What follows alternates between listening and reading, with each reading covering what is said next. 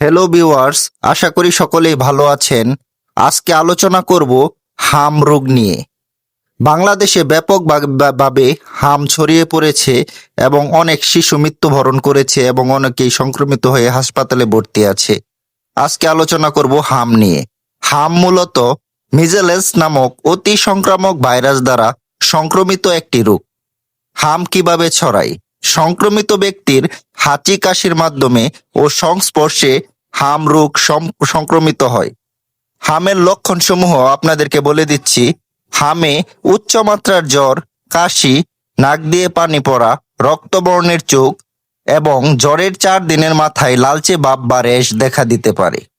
Measles virus হাসি কাশির দ্বারা শ্বাসনালীতে প্রবেশ করে সংক্রমিত ব্যক্তির রোগ প্রতিরোধ ক্ষমতা নষ্ট করে দেয়, ফলে মারাত্মক নিউমোনিয়া ও ডায়রিয়া দেখা দিতে পারে। ফলে চোখের পানি শুকিয়ে শুষ্কতা থেকে শুরু করে রাতকানা থেকে অন্ধত্ব পর্যন্ত সংক্রমিত ব্যক্তির দেখা দিতে পারে।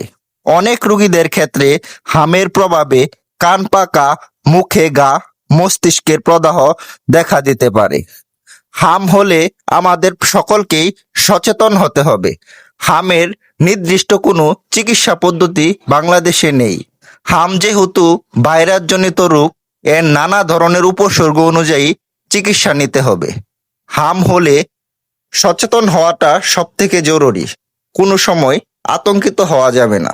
হামে আক্রান্ত হলে সন্দেহ হলে অবশ্যই একজন রেজিস্টার্ড চিকিৎসকের শরণাপন্ন হয়ে হসপিটালে ভর্তি হয়ে ট্রিটমেন্ট করতে হবে। হামের নির্দিষ্ট চিকিৎসা পদ্ধতি না থাকায় উপসর্গ অনুযায়ী হামের চিকিৎসা নিতে হবে। তাছাড়াও মনে রাখবেন, হাম একটি সচেতনতামূলক মাধ্যমে হাম থেকে মুক্তি পাওয়া সম্ভব।